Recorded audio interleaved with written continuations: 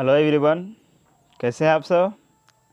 I hope आप लोग अच्छे होंगे और आप लोगों का स्टडी भी अच्छे तरीके से चल रहा होगा। जैसा कि आपको पता है कि आपका जो बैच चल रहा है ना, आपका क्लास चल रहा है बीएससी नर्सिंग और पैरामेडिकल का प्रीवियस ईयर्स क्वेश्चन।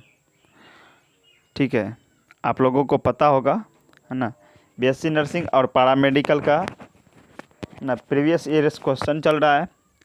तो आज ऑलरेडी जो है इसका जो है हम बीएससी नर्सिंग का जो है 2015 का जो प्रीवियस ईयर्स क्वेश्चन कर रहे थे हिंदी मीडियम में, बायोलॉजी का जो प्रीवियस ईयर्स क्वेश्चन कर रहे थे 2015 का, है ना। आप लोगों को पता होगा कि टोटल जो क्वेश्चन होता है वह 100 क्वेश्चन होता है। ठीक है, आपको पता होगा कि टोटल कितना क्वेश्चन होता है। टोटल 100 क्वेश्चन होता है। उसमें से जो हम लोग जो है ना 25 क्वेश्चन ऑलरेडी कर चुके हैं। ठीक है, तो आज जो है उसी से आगे चलेंगे, है ना। आज ये दूसरा क्लास होगा, तो सभी स्टूडेंट्स लाइव आ जाइए। ठीक है, आपका क्लास जो है स्टार्ट हो चुका है। बहुत ही अच्छा सेशन होने वाला है, बहुत ही इम्पोर्टेंट सेशन है ये, तो कोई भी मिस ना करें। ठीक है, सभी स्टूडेंट लाइव आ जाइए। ठीक है, अगर आप लोग जो है बीएससी नर्सिंग और पैरामेडिकल का जो है प्रीवियस ईयर्स कोर्स क्वेश्चन करना चाहते हैं तो लाइव आ जाइए फटाफट। ठीक है, तो ये जो है आज जो हम लोग जो क्वेश्चन देखने वाले हैं उसकी बात कर लेते हैं, कहाँ से तक करेंगे, है ना। आज जो हम क्वेश्चन करेंगे ना वो करेंगे 25 से, है ना, 50 के बीच क्वेश्चन करेंगे। सॉरी, 50 के बीच, है ना। 25 से होगा 50 क्वेश्चन के बीच, है ना। 25 से 50 क्वेश्चन जो है ना हम लोग करेंगे, यानी कि 25 क्वेश्चन टोटल करने वाले हैं। ठीक है, और पूरा डिटेल्स के साथ करेंगे। ठीक है, तो चलिए सेशन को स्टार्ट करते हैं। आप लोगों को पता होगा, है ना। चलिए 25वां नंबर क्वेश्चन का ही राइट आंसर दीजिए, जिसका आंसर जो है हम लोग जो है ना ऑलरेडी बता चुके हैं आप लोगों को। तो उसका राइट आंसर दीजिए क्या होगा।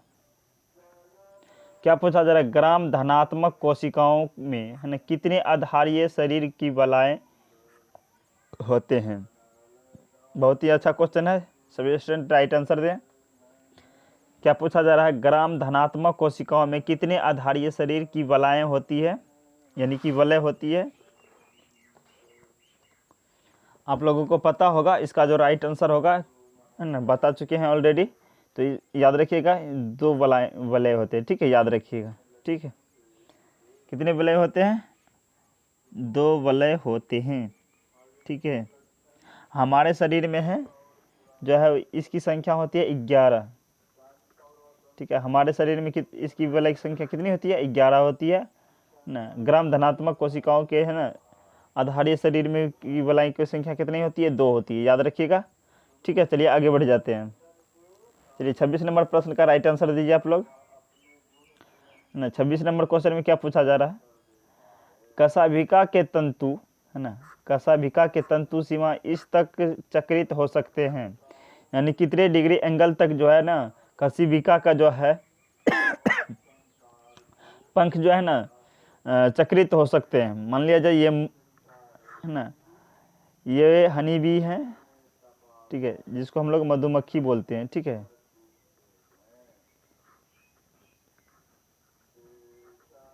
ये जो है कितने, इसका पंख जो है, ये जो पंख है ना, कितने एंगल तक जो है चक्रित हो सकते हैं, वही बताना है आप लोगों को। ठीक है, तो आप लोगों को पता होना चाहिए इसका जो है ना तंतु जो है, ये तंतु जो है 360 डिग्री एंगल तक जो है ना क्या हो सकते हैं, चक्रित हो सकते हैं, यानी कि ऑप्शन नंबर ए जो है इसका करेक्ट आंसर हो जाएगा। ठीक है, देखिए ये चक्रित करते हैं ना मक्खर हो गया, ये मधुमक्खी हो गया ना, आसपास से इसका पता चलता है, चक्रित करने से पता चलता है ना इसके आसपास कौन सा चीज़ है, और ये अट्रैक्शन होते रहते हैं। ठीक है, याद रखिएगा। चलिए 27 नंबर प्रश्न का आप लोग जो है राइट आंसर दीजिए।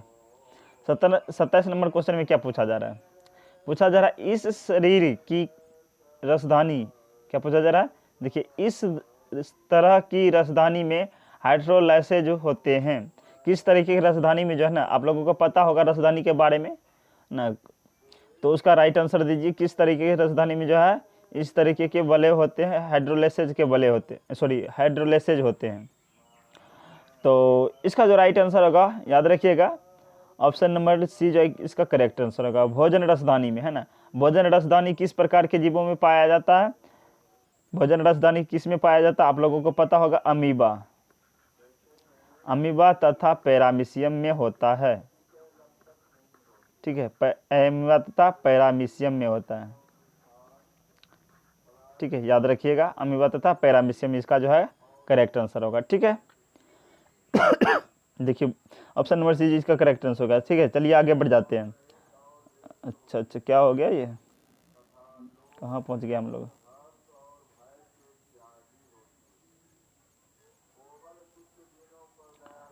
हाँ वही है।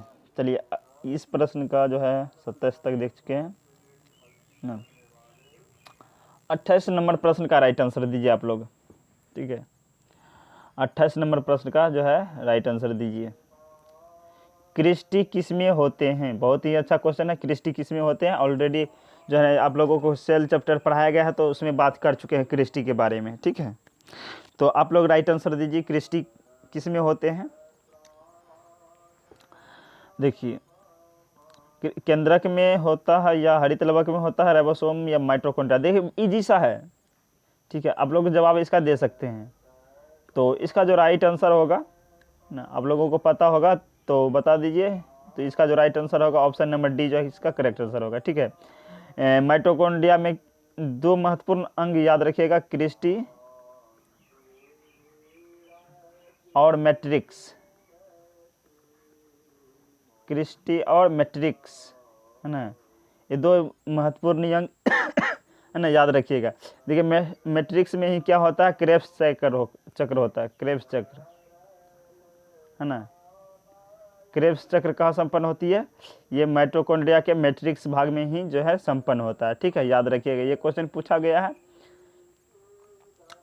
ठीक, आगे बढ़ जाते हैं। चलिए 29 नंबर प्रश्न का राइट आंसर दीजिए आप लोग, है ना।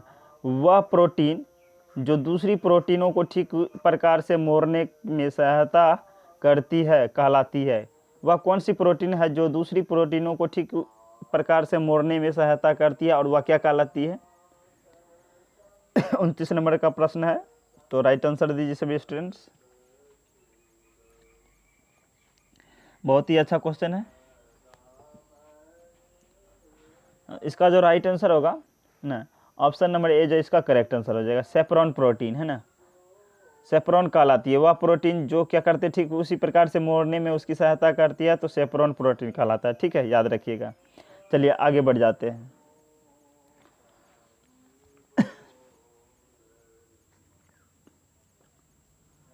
चलिए 30 नंबर प्रश्न का राइट आंसर दीजिए आप लोग। क्या पूछा जा रहा है 30 नंबर प्रश्न में? पेप्टिड बहुसैकराइड इसमें उपस्थित होता है, यानी कि पेप्टिड बहुसैकराइड जो है किसमें उपस्थित होता है? ऑप्शन है आपका कोशिका कंकाल में, या जीव द्रव्य कला में, या प्राथमिक कोशिका भित्ति में, या तृतीयक कोशिका भित्ति में, है ना। किस में होगा आप लोगों को पता होगा। ये जो सेल चैप्टर से क्वेश्चन लिया गया है। ठीक है, बहुत ही अच्छा क्वेश्चन है, ये सेल चैप्टर से क्वेश्चन लिया गया है। तो राइट आंसर दीजिए सभी स्टूडेंट्स, सेल चैप्टर से ये क्वेश्चन लिया गया है ना। अगर आप लोग जो है पैरामेडिकल और बीएससी नर्सिंग का प्रीवियस ईयर्स क्वेश्चन पूरा करना चाहते हैं, है ना, लगातार 2010 से, है ना, 2010 से लेकर के 2022 तक का प्रीवियस ईयर्स क्वेश्चन करना चाहते हैं तो कंप्लीट करवा देंगे, है ना, फिजिक्स केमिस्ट्री बायोलॉजी में। तो हमारे चैनल को सब्सक्राइब कर लीजिए आप लोग इसके लिए। ठीक है, तो चलिए 30 नंबर प्रश्न का राइट आंसर दीजिए, 13 नंबर प्रश्न का। तो इसका जो राइट आंसर होगा ना प्राथमिक कोशिका भित्ति ना, इसका राइट आंसर क्या होगा? प्राथमिक कोशिका भित्ति जो है इसका करेक्ट आंसर होगा, क्योंकि पेप्टिड बहुसैकराइड किस में होता है? तो प्राथमिक कोशिका भित्ति में होता है। और आप लोगों को पता होगा कि, है ना, जो बैक्टीरिया होता है उसका जो है सेल वॉल जो है किसका बना होता है? तो वो पेप्टिडोग्लाइकिन का बना होता है ना। बैक्टीरिया का सेल वॉल किसका बना होता है? पेप्टिडोग्लाइकिन का बना होता है ना। आप लोग कमेंट्स में बताइएगा, है ना, सेल वॉल का जो है कोशिका भित्ति किसका बना होता है। ठीक है, चलिए आगे बढ़ जाते हैं।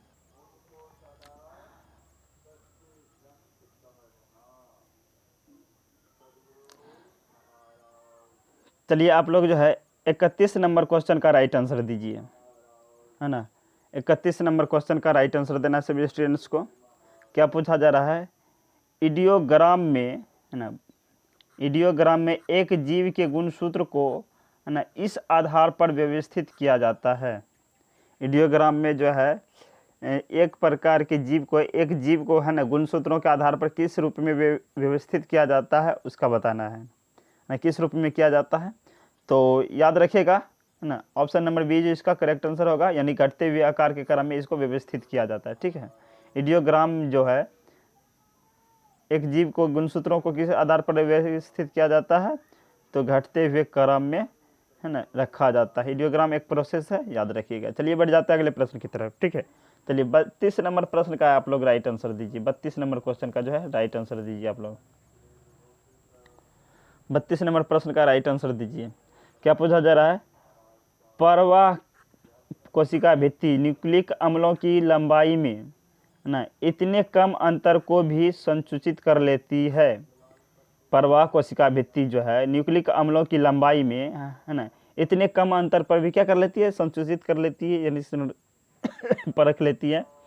तो इसका जो राइट आंसर क्या होगा, कमेंट्स करें आप लोग, इसका राइट आंसर क्या होगा। 32 नंबर प्रश्न का राइट आंसर दे आप लोग। तो याद रखिएगा, इसका जो राइट आंसर होगा ना, ऑप्शन नंबर ए ना, ऑप्शन नंबर ए जो है इसका करेक्ट आंसर होगा। 1.5, है ना, MBP होगा। MB होता है, MB होता है मेगापिक्सल, सॉरी MB, हाँ, मेगा बाइट होता है। ठीक है, चलिए अगले प्रश्न का राइट आंसर दीजिए। 33 नंबर प्रश्न का आप लोग राइट आंसर दीजिए। पूछा जा रहा है, एमओ इस एंजाइम का अंश है। एमओ कहने का मतलब क्या है, एमओ इस एंजाइम का अंश है। एमओ से होता है मोलिबेडिनम। ठीक है, याद रखिएगा, एमओ क्या है, मोलिबेडिनम है। यहाँ पे, है ना, किस एंजाइम का अंश है, यहाँ पे पूछा जा रहा है मोलिबेडिनम जो है किस एंजाइम का अंश है। ये जो है लिया गया है बायोमोलिक्यूल चैप्टर से लिया गया है। जैव अणु नाम का एक चैप्टर है ना, जैव अणु ना, तो उसी चैप्टर से ये क्वेश्चन जो है लिया गया है। ठीक है, याद रखिएगा। तो इस प्रश्न का राइट आंसर दीजिए आप लोग, क्या होगा ना। तो याद रखना आप लोग, है ना, इसका जो राइट आंसर होगा ऑप्शन नंबर डी, यानी नाइट्रोजिनेज, है ना। नाइट्रोजिनेज जो है इसका करेक्ट आंसर होगा। मोलिबेडिनम किस एंजाइम का अंश है, नाइट्रोजिनेज का अंश है। ठीक है, चलिए आगे बढ़ जाते हैं। 34 नंबर प्रश्न का राइट आंसर दीजिए आप लोग। 34 नंबर प्रश्न का राइट आंसर दीजिए। क्या पूछा जा रहा है,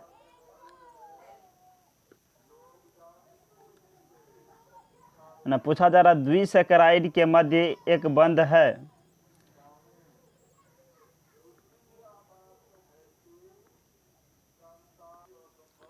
तो इस प्रश्न का राइट आंसर दीजिए आप लोग।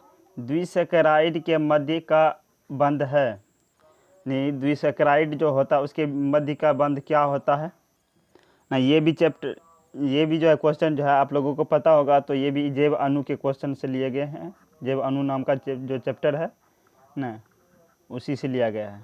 ठीक है, बहुत ही इम्पोर्टेंट चैप्टर है बायोलॉजी और केमिस्ट्री का ये। ठीक है, बायोलॉजी और केमिस्ट्री दोनों में है। तो राइट आंसर दीजिए आप लोग। द्विसैकराइड का मध्य जो है बंध कौन सा है, ईथर होगा या एस्टर होगा या एमाइड होगा या फास्फोडाइस्टर होगा। तो याद रखिएगा, इसका जो राइट आंसर होगा ऑप्शन नंबर डी जो इसका करेक्ट आंसर होगा, है ना। फास्फोडाइस्टर इसमें पाया जाता है। ठीक है, इस पर द्विसैकराइड में जो है कौन सा बंध पाया जाता है, फास्फोडाइस्टर बंध पाया जाता है। ठीक है, तो उसके बाद थोड़ा सा याद रखिएगा ना, कार्बोहाइड्रेट में जो है ग्लाइकोसिटिक बंध पाया जाता है। यहाँ पे हम जो है और भी चीज़ लिखा दे रहे हैं, आप लोग नोट कर लीजिएगा। ठीक है, तो यहाँ पे नोट डाउन कर लीजिए ऊपर में, है ना। कार्बोहाइड्रेट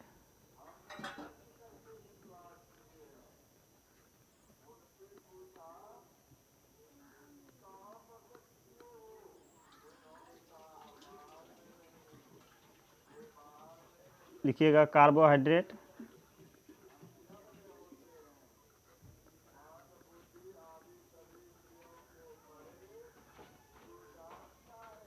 कार्बोहाइड्रेट, ठीक है।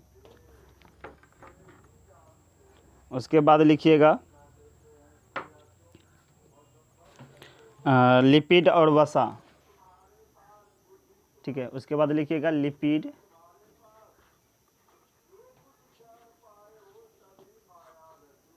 और वसा, ठीक है। उसके बाद लिखिएगा प्रोटीन,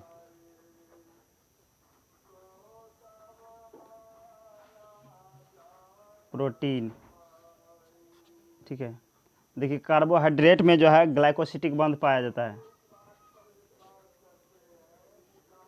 ग्लाइकोसिटिक। अच्छा ये क्या हो गया,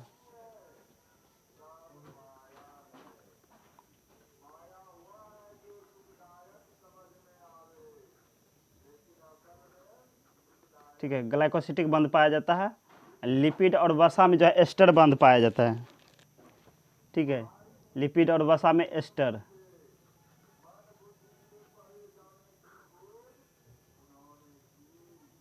ठीक है। उसके बाद प्रोटीन में याद रखिएगा कौन सा बंध पाया जाता है, पेप्टिडो बंध पाया जाता है, यानी कि पेप्टाइड, ठीक है। पेप्टाइड बंध पाया जाता है, पेप्टाइड।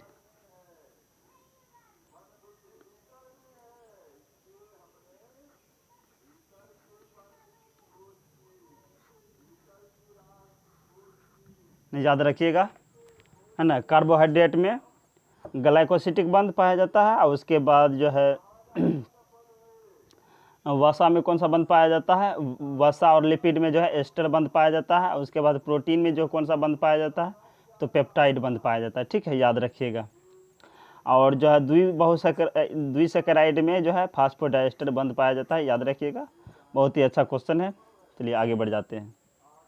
चलिए 35 नंबर प्रश्न का राइट आंसर दीजिए आप लोग, ठीक है। 35 नंबर प्रश्न में क्या पूछा जा रहा है कि यह एक मोम है। कौन सा एक मोम है, ये पूछा जा रहा है। देखिए हुबहू क्वेश्चन पूछा गया था, है ना। यही क्वेश्चन जो है हुबहू पूछा गया था, सेम टू सेम, है ना। पारा मेडिकल में पूछा गया था 2021 के प्रीवियस ईयर्स क्वेश्चन में, ना। आप लोग देख लीजिएगा, है ना। ये क्वेश्चन पूछा गया था, तो हुबहू क्वेश्चन है। वहाँ पे जो है थोड़ा बहुत जो ऑप्शन का रिमैच हो सकता है, लेकिन पूरा जो है ना क्वेश्चन यही है। तो क्या होगा राइट आंसर, यह एक मोम है, क्या होगा राइट आंसर। तो याद रखिएगा इसका जो राइट आंसर होगा, है ना, हेक्सोकोसाइल पॉमीटेट होता है ये, है ना। मोम क्या है, एक हेक्सोकोसाइल जो है पॉमीमेट होता है, पॉमीटेट होता है, ठीक है। याद रखिएगा हेक्सोकोसाइल पॉमीटेट, ठीक है, मोम होता है, ठीक है। याद रखिएगा। चलिए आगे बढ़ा जाए। तो याद रखिएगा आप लोग। चलिए 36 नंबर प्रश्न का राइट आंसर दीजिए आप लोग। 36 नंबर प्रश्न में क्या पूछा जा रहा है, सब प्रोटीनों में नहीं होती है, सब प्रोटीनों में नहीं होती है। क्या नहीं होती है, प्राथमिक संरचना नहीं होती है, या द्वितीयक संरचना नहीं होती, तृतीयक नहीं होती है, चतुर्थ संरचना नहीं होती है। सब प्रोटीनों में क्या नहीं उपस्थित हो सकता है ना। राइट आंसर दीजिए सभी स्टूडेंट्स।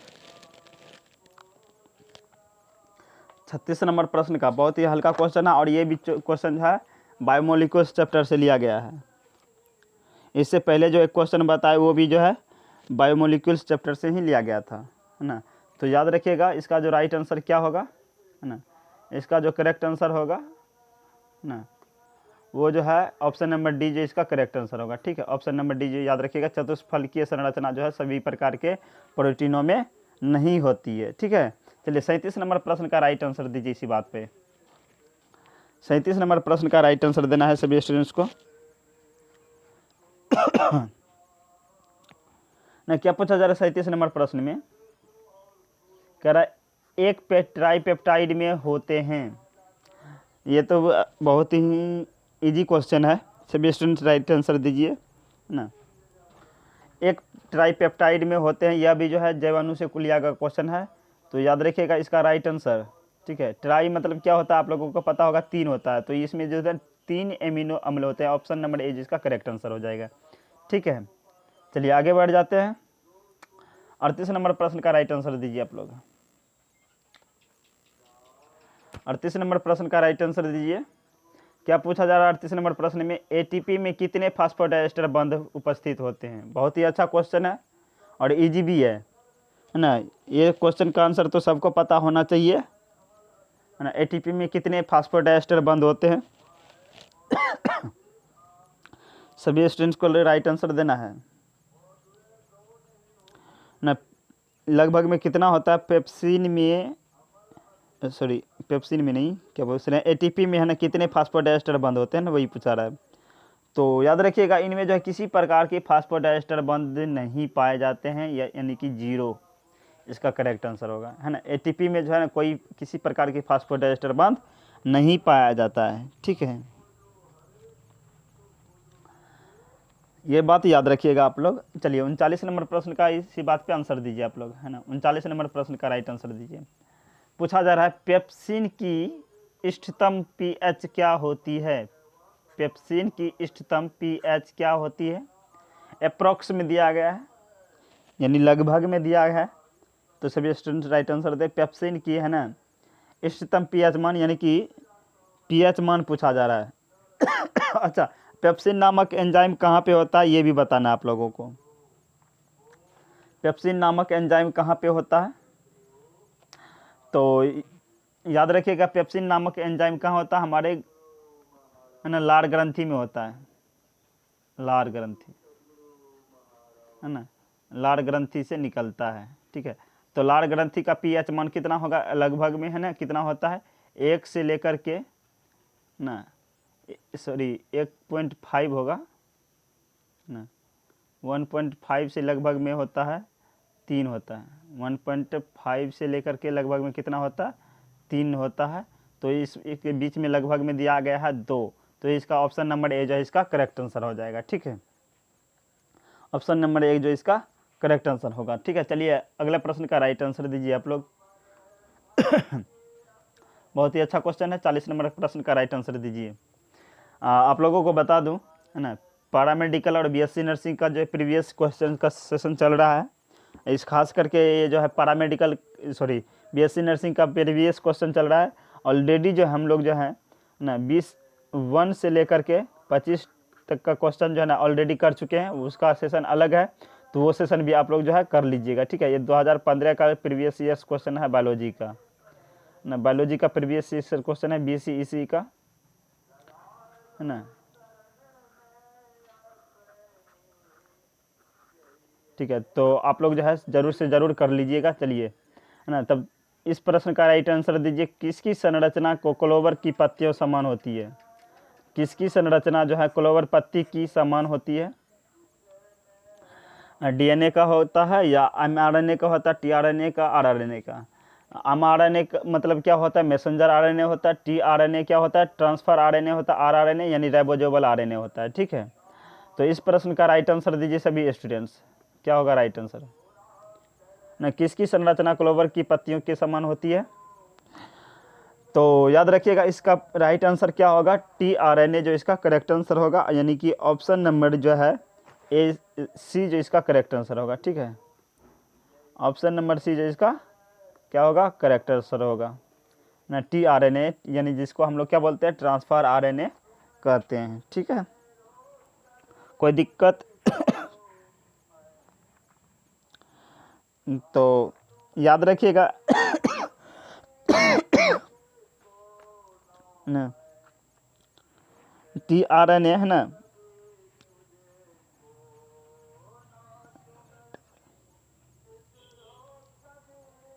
इनवर्टेबल एल लाइक संरचना होती है ना, जिसे सेफिस्कस कहते हैं।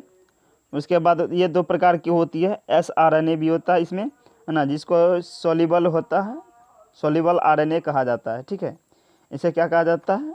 S टाइप होता है, L टाइप होता है। देखिए ये 2 टाइप का होता है ना, एक होता है L टाइप, एक होता है S टाइप, है ना। ये इसे स्पेसिफिक कहा जाता है, और ये जो होता है है ना, सोल्यूबल आरएनए कहा जाता है। एस को क्या कहा जाता है? सोल्यूबल आरएनए कहा जाता है, ठीक है, याद रखिएगा। किसे सोल्यूबल आरएनए कहा जाता है? तो एस टाइप को, ठीक है, सोल्यूबल आरएनए कहा जाता है, ठीक है। चलिए आगे बढ़ जाते हैं।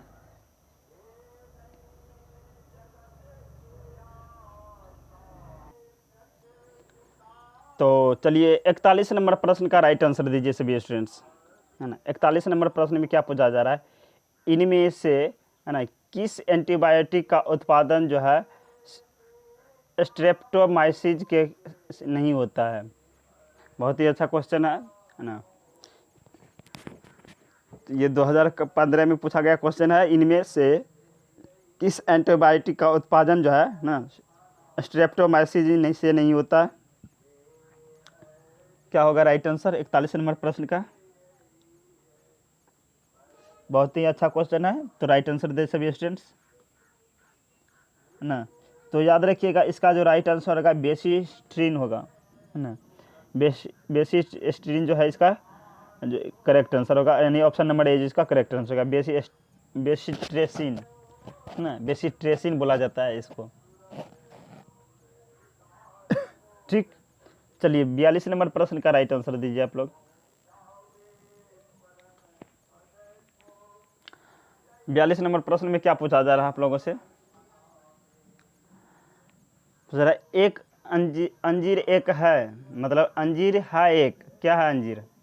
देखिए इस प्रकार की क्वेश्चन जो है ना 2022 के में भी पूछा गया है। अगर आप लोग को करवाएंगे, है ना, तो उसमें भी आप लोगों को पता चलेगा। और बहुत सारे क्वेश्चनों में ये सारे क्वेश्चन जो है, इस तरीके के क्वेश्चन जो है पूछा जाता है, ठीक है। बहुत ही अच्छा से क्वेश्चन, सभी स्टूडेंट राइट आंसर दीजिए इसका, ठीक है। अंजीर है एक क्या है? ये सभी फल का टाइप अलग अलग प्रकार का होता है ना। ये क्वेश्चन जो लिया गया है क्लास 11th नहीं क्लास 12th से लिया गया है। जीवों में जनन नाम का एक जो है चैप्टर है बायोलॉजी में, उसी से लिया गया है। तो सभी स्टूडेंट राइट आंसर दे। अंजीर है एक क्या है?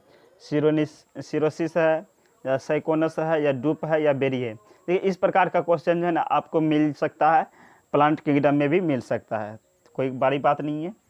तो राइट आंसर दीजिए सभी स्टूडेंट। अंजीर है एक क्या है ना? 42 नंबर प्रश्न का राइट आंसर देना है। तो याद रखिएगा इसका जो राइट आंसर होगा, है ना, अंजीर क्या है एक? साइकोनिकस है, ठीक है, याद रखिएगा। ऑप्शन नंबर बी जो इसका करेक्ट आंसर होगा ना। साइकोनस बोला जाता है ना। इस अंजीर क्या है? एक साइकोनस है। और आप लोगों को पता होगा ना बेरी में आता है केला। ये जो है सारा का सारा जो है हम लिखा देंगे, है ना, एक सेशन लेंगे तो उसमें हम जो है पूरा का पूरा चीज़ लिखा देंगे, ठीक है। चलिए आगे बढ़ जाए। तो 43 नंबर प्रश्न का राइट आंसर दीजिए सभी स्टूडेंट्स। बहुत ही अच्छा क्वेश्चन है। 43 नंबर प्रश्न का राइट आंसर दीजिए। क्या पूछा जा रहा है?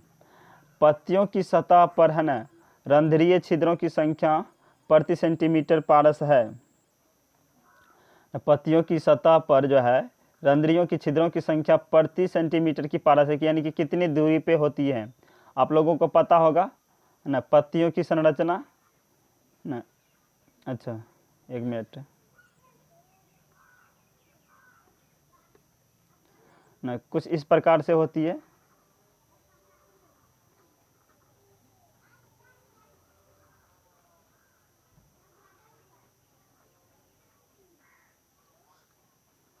ठीक है, कुछ इस प्रकार से होती है। और यहीं पे इसका जो है क्या पाया जाता है? स्टोमेटा पाया जाता है, इस तरीके से ना। इस तरीके से क्या पाया जाता है इसका ना? स्टोमेटा पाया जाता है। यहाँ पे जो है इस तरीके से संरचना होती है ना। ये खुलता और बंद होता रहता है।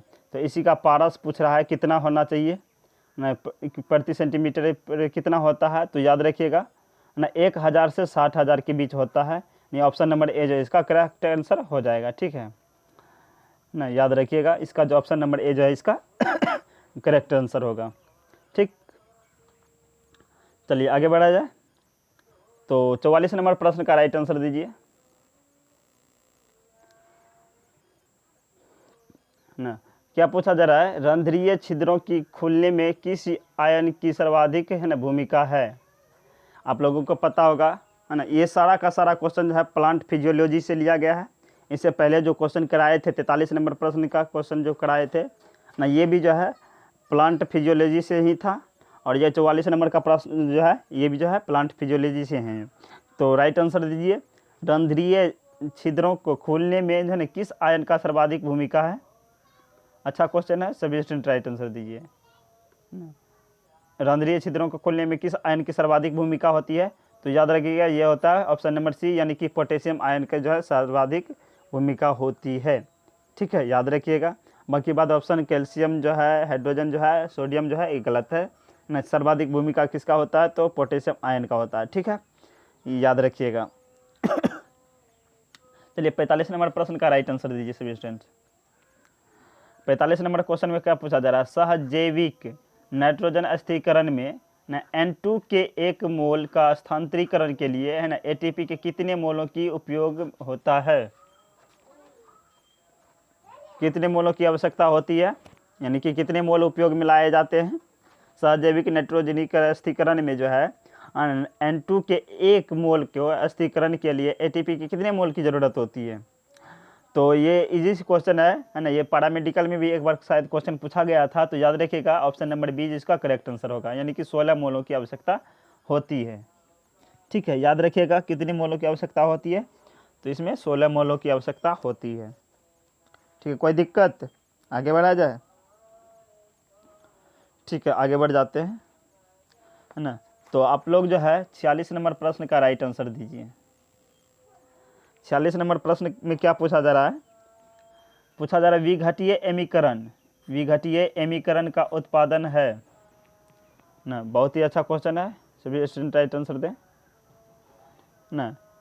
विघटीय एमीकरण का उत्पादन किस रूप में होता है, अल्फा कीटोन्यूक्लिक अम्ल में होता है, या ग्लूटामीन में होता है, या ग्लूटामेट में होता है, या एलिनिन में होता है ना। बहुत ही अच्छा क्वेश्चन है ना।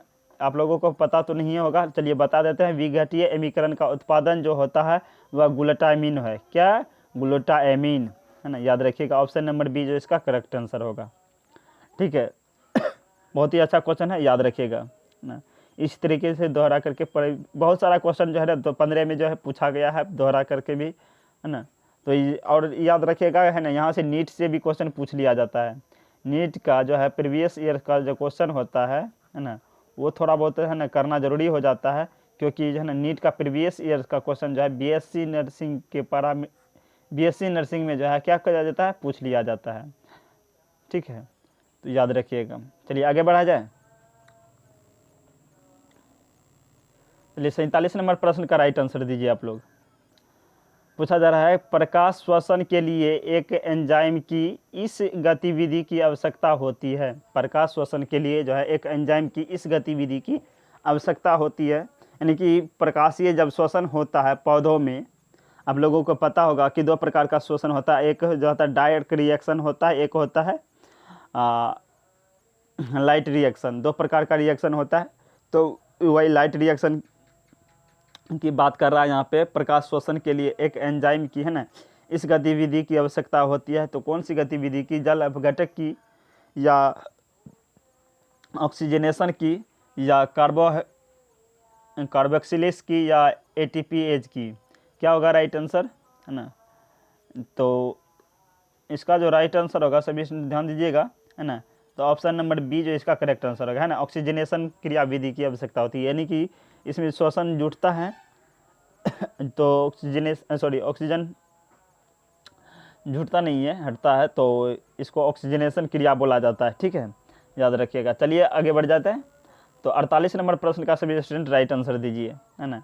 यह C3 पादप नहीं है ना, यह C3 पादप नहीं है। कौन सा नहीं है, देखिए चौलाई, चावल, आलू, गेहूँ यह C3 पादप नहीं है। आप लोगों को पता होगा ना, और जज भी कर सकते हैं आप लोग, कैसे क्वेश्चन को जो है जज कर सकते हैं। इसमें पादप कौन सा C3 पादप नहीं है। तो ये देखिए ये सब आप लोग का ना जाना पहचाना में लग रहा है, आलू भी है ना। लेकिन चौलाई क्या होता है, क्या आप लोगों को पता है। नहीं पता तो चलिए यही जो है इसका करेक्ट आंसर होगा। ठीक है, यही C3 पादप नहीं है। ठीक है, ये एक तरीका नहीं है लेकिन हम बता दिए। ठीक है, चलिए 49 नंबर प्रश्न का राइट आंसर दीजिए सभी स्टूडेंट। 49 प्रश्न का राइट आंसर देना है ना। पूछा जा रहा है किसका श्वसन जो है ना लगभग जो है न्यूनतम होता है। श्वसन जो है लगभग में लगभग में न्यूनतम होता है। किसका श्वसन जो है लगभग में न्यूनतम होता है, श्वसन दर के बारे में पूछा जा रहा है। ग्लूकोज का होगा या ट्राइपैमिटीन का होगा, ट्राइपैमिटीन हो, या ऑक्सीलेक के अम्ल का होगा या मैलिक अम्ल का होगा। किसका श्वसन दर जो है लगभग में न्यूनतम होता है ना, श्वसन भागफल जो है न्यूनतम होता है। सॉरी, 49 नंबर प्रश्न का सभी स्टूडेंट राइट आंसर दीजिए। क्या होगा राइट आंसर? ठीक है, बहुत ही अच्छा क्वेश्चन है। तो याद रखिएगा इसका जो राइट आंसर होगा ट्राइपैमिटीन। ठीक है, यानी ऑप्शन नंबर सी जो इसका करेक्ट आंसर हो जाएगा।